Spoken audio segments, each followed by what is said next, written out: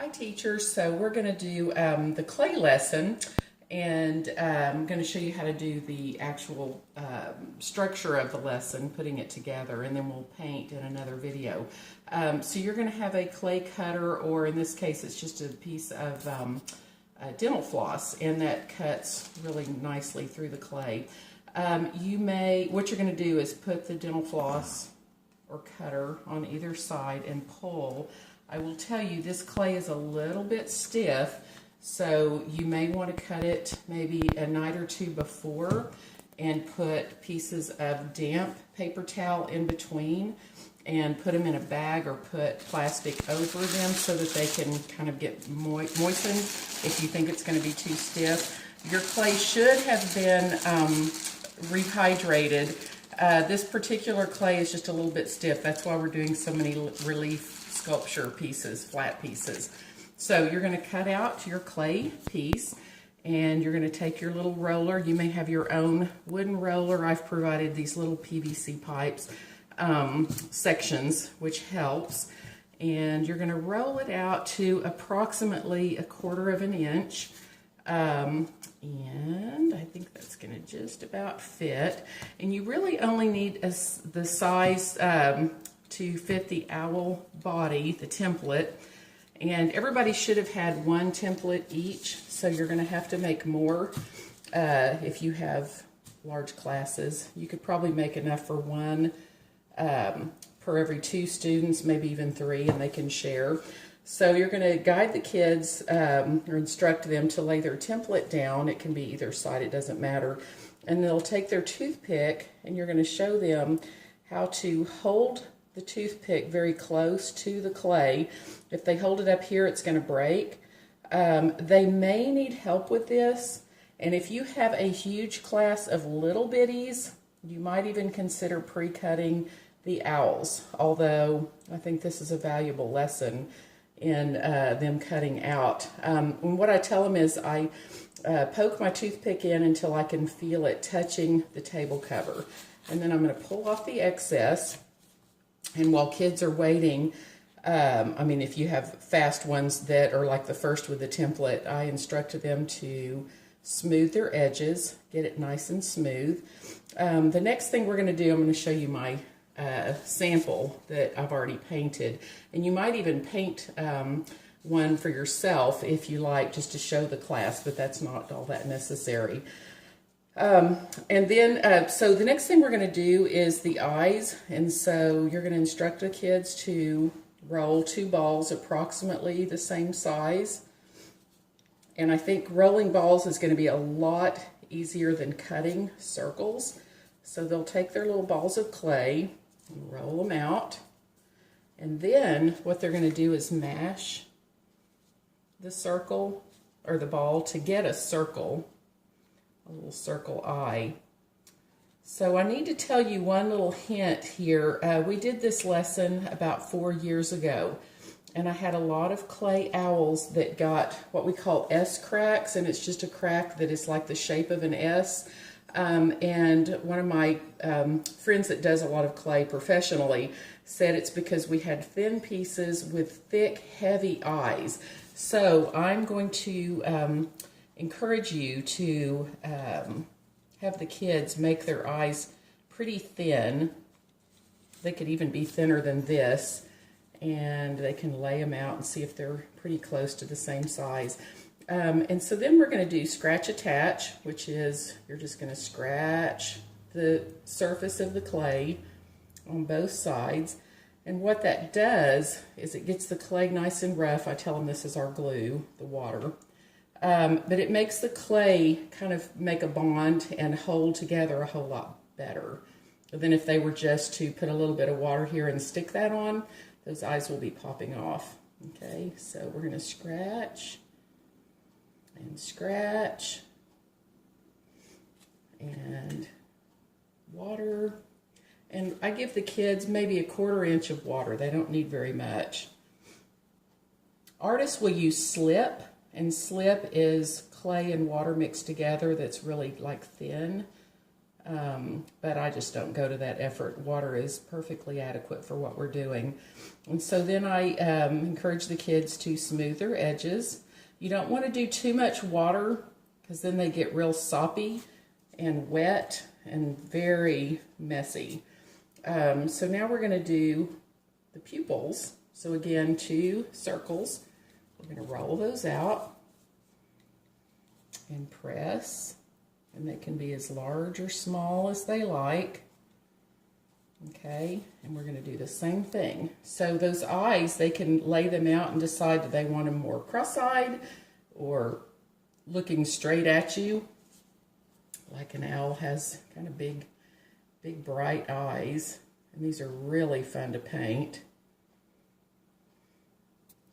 Now, depending on your class, you might gather the kids around you and go through the demo in one setting, but usually what I do is I stand up in front of the group and talk to the whole class and walk them through the lesson step by step. That seems to work a little better.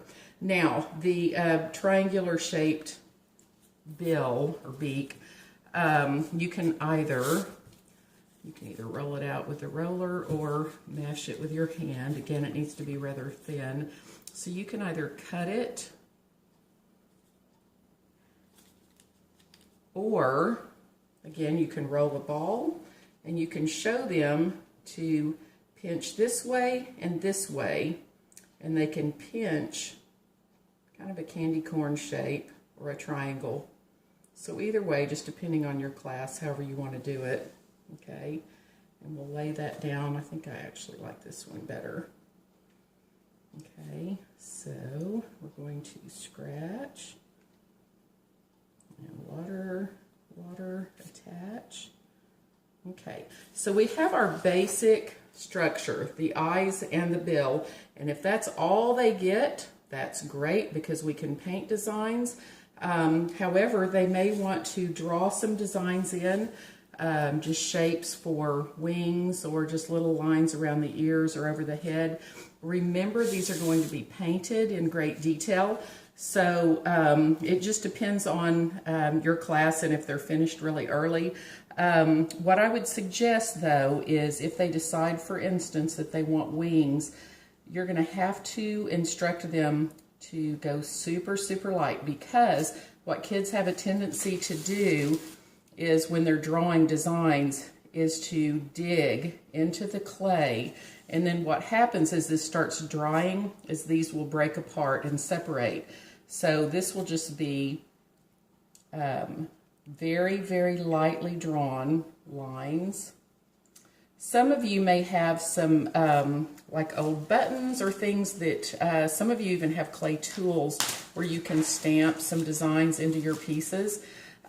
We provided just cut up pieces of straw. If they want to poke a hole in the middle or on the sides, they can run a ribbon through to hang it, or a couple of nails to hang evenly. They could put their holes in their ears. But what I would suggest is if they're going to poke holes, that straw needs to go all the way through,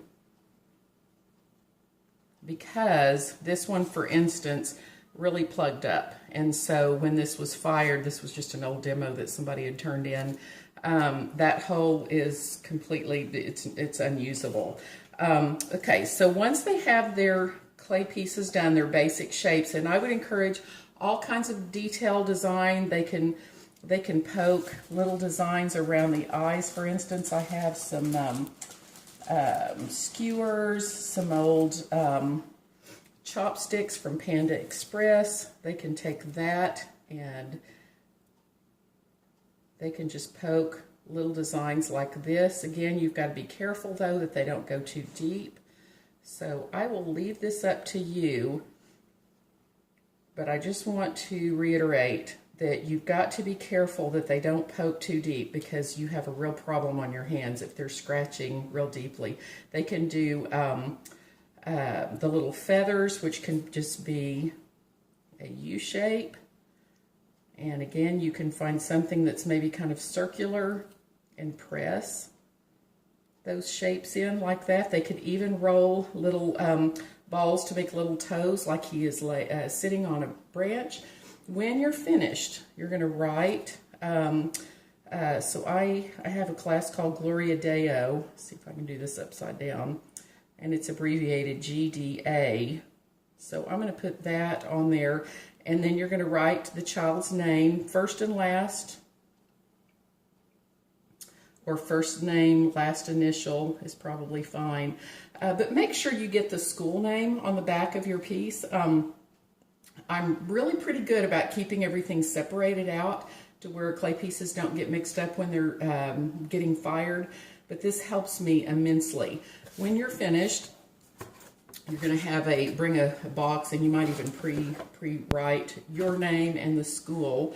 If you have, for instance, Cibolo Green has 3 days, so if you just put CGM for Cibolo Green Monday, that would help me. And then you're going to lay the clay pieces in the box to dry. We're going to meet on a Saturday. Lisa's sending you an email that you can give me your clay pieces. Teachers that are on the northwest side of town will give them to Corinne. She will be firing. Catherine Touch said she would fire for those of you who are up in the Bulverde area. And then I, as always, will be doing the ones on the northeast side of town. So you can either give them to me in a box, put some plastic over it so that they'll come to me still wet, or if I'm not going to see you for a while, you could take these home when you get them home and lay them out so that they dry flat if you're going to give them to me kind of leather dry. But here's what you have to guard against. If they sit in a box for very long, this is what happens. I saved this as an example. I don't know if, can you see this, how this sort of bobbles up a little bit? That was from a clay piece that dried in a box, and the box absorbed the liquid or the water out of the clay unevenly, and so you get that kind of shape as the box sort of warped. This is what happened. So you might need to keep an eye on these. Again, just covering them with plastic would be helpful. And then I get them home and I put them on a table and let them dry. And I watch them carefully to make sure they dry flat. Okay? If you have any questions, let us know. Good luck and have fun with this.